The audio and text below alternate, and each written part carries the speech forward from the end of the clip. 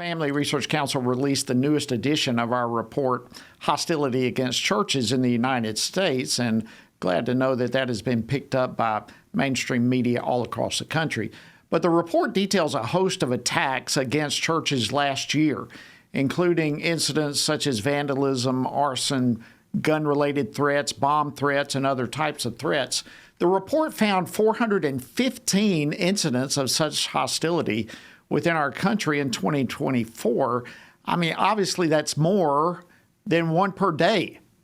That's extremely troubling, especially when you consider we're in a country that has a lot of religious freedom protections. But joining me now to share a story behind all of these statistics is one pastor whose church and parsonage were destroyed in an arson attack last year. Pastor James Leezer of Providence Baptist Church in Williamstown, Missouri, joins me now. Pastor Leezer, welcome to Washington Watch. Thanks for having me on, Jody. Well, it's our privilege, and thank you for taking a stand to come out. Go back, if you will, to the phone call that you received on that January 4th, 2024. What was that like for you? Yeah, thank you. Shock, and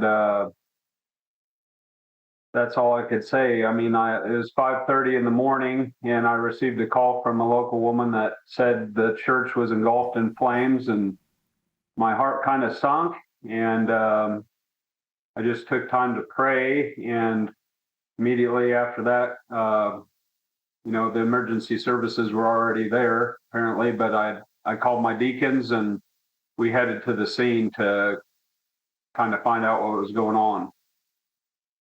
Well, fortunately, no one was harmed, as I understand it. The parsonage was not occupied, but the case is still open. Is that correct? Yes, sir.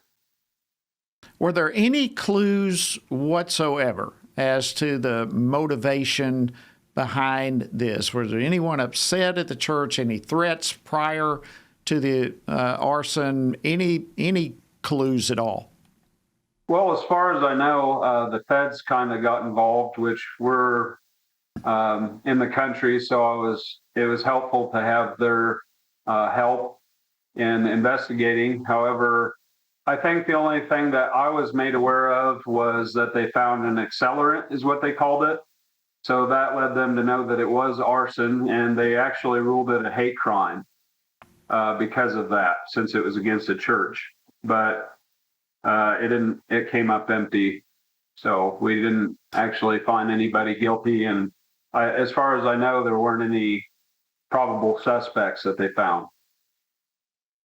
While you were talking, we were seeing some footage and pictures of the devastation, and it was absolute devastation. You know, Pastor, as I think of this, I look at this, I see the images. You know, I'm reminded of Joseph in Genesis, the latter part of Genesis, chapter 50 or so, where after all he went through, he basically said, what the enemy meant for harm, God meant for good, and he's brought me here for that purpose. Amen. What was the response of you and your congregation following this fire as you've been through a rebuilding process, in many ways starting over? Well, we just had to trust that God is sovereign and he's in control and he's on his throne. And you're right, that's one of my favorite passages. What they intended for evil, God intended for good. And so from that, I mean, it caused, we had a lot of blessings. There was a lot of people that came to know our church, and a lot of folks that have been coming now. We actually used the firehouse for the first year until we got it built, and we got to celebrate our first church service last Christmas Eve, and we're having a dedication service this September 20th. But through that process, I mean, we grew together as a church. It helped my faith as a pastor, and just really brought us closer together as a family. Despite the devastation, it kind of gave us a new focus, if you will, after that happened. So it's amazing. So here you have an arson, obviously, whatever the motive, But God has worked this out not only in the attendance of the church, but rebuilding a church, the spiritual growth of you and the church family, and the impact in the community. Absolutely fascinating. And I just want to, what would you say to our viewers, our listeners right now, given the having been there yourself, how they can best stand for truth in what in many places is a hostile environment?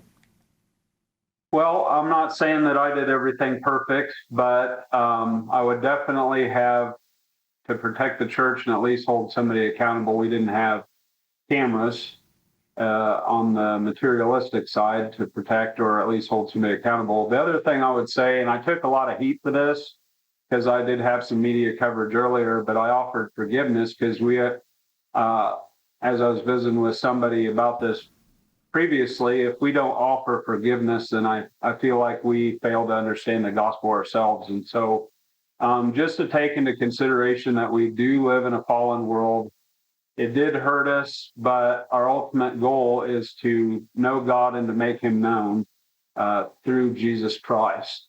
And so that was our chief means, our goal to. Thank you.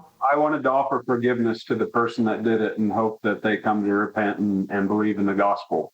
So, Pastor James Leezer of Providence Baptist Church, Williamstown, Missouri, thank you so much for shining a light on your church's story and a light on the gospel. We appreciate you joining us today on Washington Watch.